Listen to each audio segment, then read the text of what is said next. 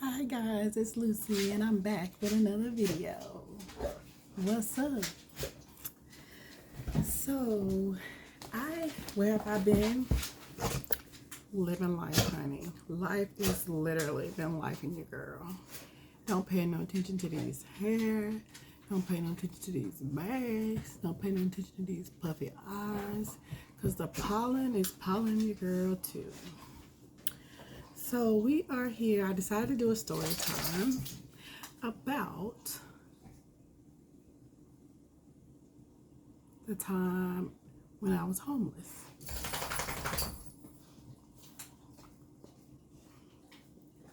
As I said, because it was really a dramatic time in my life.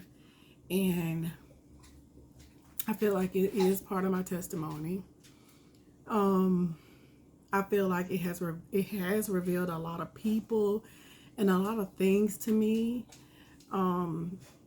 It has actually opened up a how do I say this? Opened up a more appreciation for not only just having a roof over your head, but just appreciating what you do have instead of always wanting more or bigger. It's not always best. It's just more of appreciation of what I have now.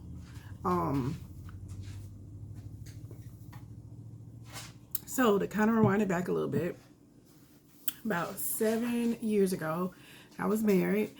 I actually got married. When I got married, I didn't feel like I was in love with him. I felt like I could fall in love with him and learn to love him only because of stability. I've always been a person that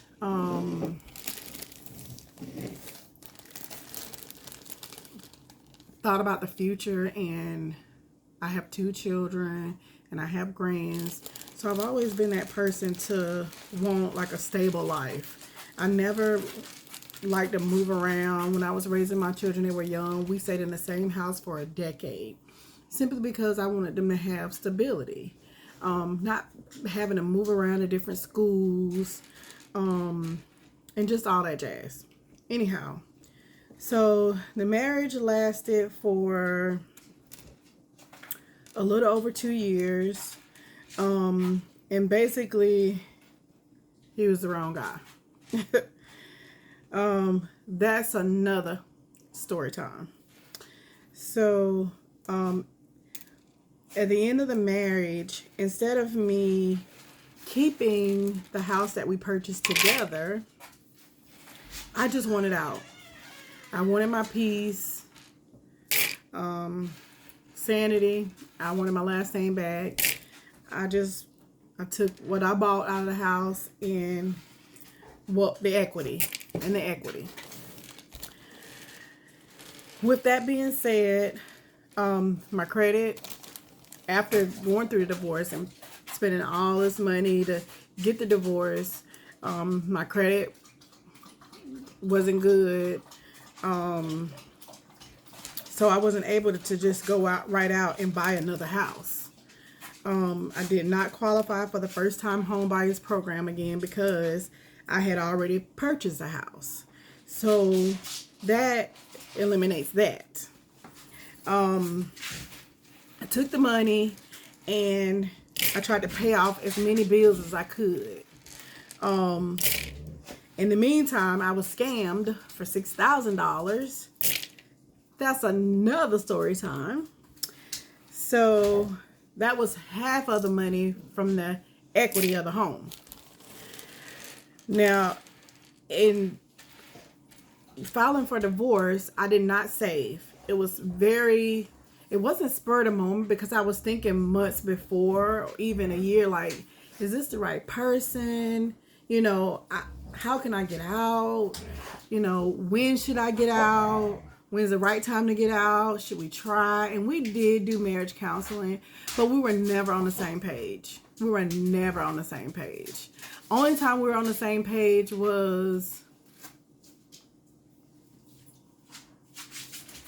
we were never on the same page. We're totally different people. Like I said, we're just going to stick to the homeless part. So I spoke to my grandmother, which is my paternal grandmother on my mom's side. Well, maternal grandmother on my mom's side. And it's like, I need to, come stay there. She's older, so she could use the help with me paying all the bills and her saving her money. So that way when I leave, she'll be fine. She could save some money, do just things that she wanted to do, because she's getting older. They like to travel. She can hang out. She likes to craft. She can just spend her money on whatever she wanted to spend her money on. Well, she has children. She has older children that are like 20 years older than me. And some of them also still stay in the house. But they don't help. They don't help. Now, they may give her a little piece of that, but in the long run, they end up coming, borrowing it back. Everybody got some crackheads in their family. Everybody got some, these people in their family that's got an illness. Well, I got into an argument with one of the sons. I don't know if this is what provoked this particular day, but I did get in an argument with one of the sons, and it was bad. Yeah, it was a heated argument. Nobody threw any punches or shot or cut each other, but we did say some words. And you know how they say your tongue is like a knife? Yeah. Words can hurt, and your tongue can actually, if you allow it, say some hurtful things. Well, that's my son who just walked by. So, make a long story short, because I said I wasn't going to be on here long, 15 minutes max. Because I know, it's easy to get bored. Anyhow, I just wanted to share this because it's part of my book. It's part of my Lucy's life. It's Lucy's lifetime. Why not share some things, some inner things from my life? Not just hauls of what I purchased or what I like or my crafting. Just some inner things. Anyhow, back to the story. So I ended up moving in with my grandmother. Not sure if this is what brought this on, but one morning, so once I had got a divorce, I met someone. And I had been knowing him way prior to getting married, or even prior to knowing my ex. We, just kind of was kicking it, and and we started dating. Well, so living in a house with a lot of men, he didn't like it. So he's like, I'm going to stay over some nights, whether he had to sleep on the couch or whether he slept with me. Anyhow, I got into an argument with one of my uncles. So one morning, him and I were going on a trip to the beach, and my grandmother was sitting, and I know she looked at puzzled. And her words verbatim was, "Do you have all your stuff packed? Because I want you to have your things, because I'm going to lock the house down. So that way when you come back, you'll be able to have your things." How would you take it? I'll wait. I took it that pack all your shit, get your shit out the house, because she's gonna lock the house down and your stuff gonna be locked in here. She said she was gonna change the locks and she was leaving. Well, I told my current person that I was dating, and we started taking all our stuff. I had just had one room of stuff. I had a storage building that I was paying for storage. But a lot, I had a room and I had my clothes and things in the room. Hey! Hey! BRB. No.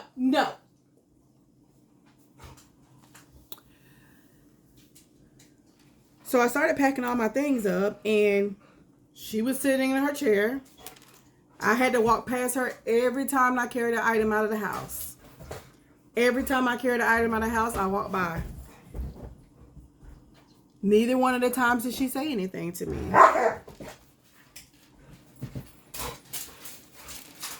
So I left. I end up leaving. My mom is deceased. My aunt, which is my second mom, who helped raise me also, who is actually like really my mom, but she just didn't birth me. She's deceased also. So those only 2 of my grandmother's children out of her 8 or 9 that's deceased. Both of my parents. My biological dad, he has his own life. He's been in and out. I do know him. I probably could have reached out, but I don't know if he had room or not because we don't communicate every day. So, of course, I'm very upset, but I continue to, we packed our things up. I put my stuff in the storage, and I went on my trip, not knowing where I was going to come back to. Once I came back from my trip, I had nowhere to go.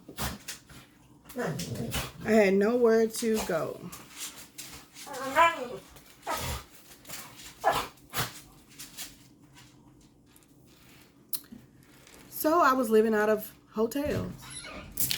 I was renting a hotel for a week, and I would stay, and I have a dog, so I had to actually pay for someone to watch my dog because the one hotel that I had rented for the week, he's a pit bull, and of course large dogs aren't allowed.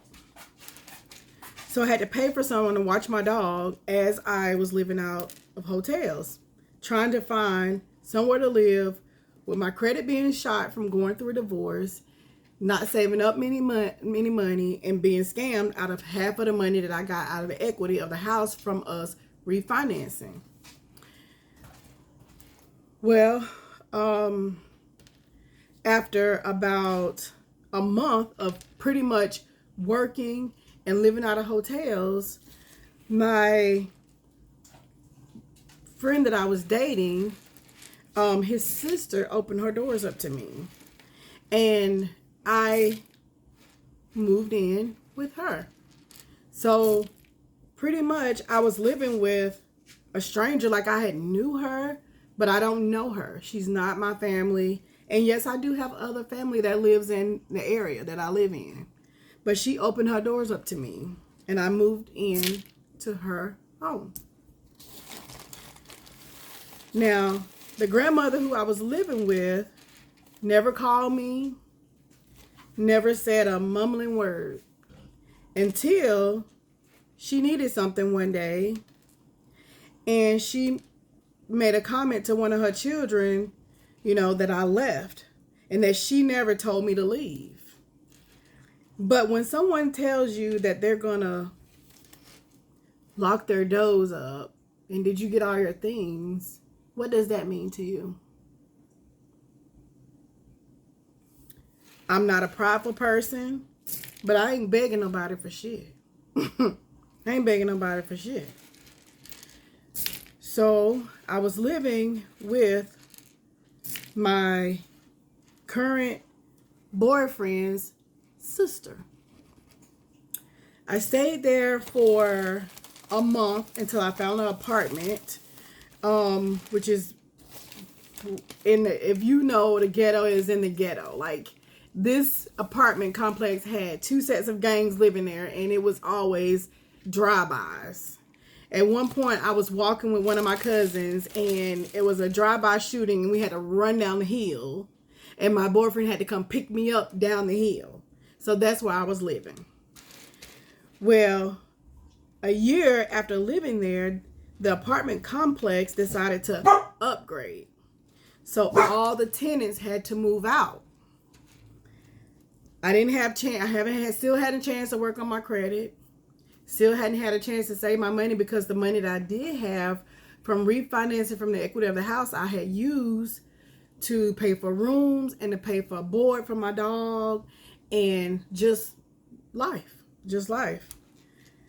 So, the apartment that I was living in for a year, they were renovating. So everybody had to leave. So then here I go again, back out looking for somewhere to live until I found this place. Actually, there was a tenant that stayed there that rents through the same landlord, and he is a cash landlord. When you know what I mean when I say cash landlord. He can charge you whatever he want to charge you. He can go up whenever he want to go up, and he can put you out whenever he want to. So, make a long story short, we end up having to pay about $3,000 for down payment and $1,300 a month for a 2-bedroom, 1-bath house, apartment, duplex, where we currently live and where we've been living. So that is my story of when I was homeless and where I am now, and why I'm so thankful to not even just to have this 2-bedroom duplex, but just to have a roof over my head and to be able to have some place for my children to come when they need me. Now, yeah, in the meantime, I am wanting to buy another house because I have grandchildren. I want them to have a yard and some place for when I leave. They always have some place to stay, because I never want any of my children or my grandchildren not to have a place to live. So if you're a young parent and you're out, even an old parent, and if you have some money, save your money. Buy some land. Don't sell your land. Go buy a trailer. Put a trailer on it. Go buy a chicken. Put a chicken on it. Never sell. Don't ever sell your land, because you never know. The other thing that I was enlightened about is that family is not always blood. His sister opened up her doors for me, not knowing whether or not not even knowing my background. She just knew me through him. And to me, now that lady, she's family. And we're not even blood related.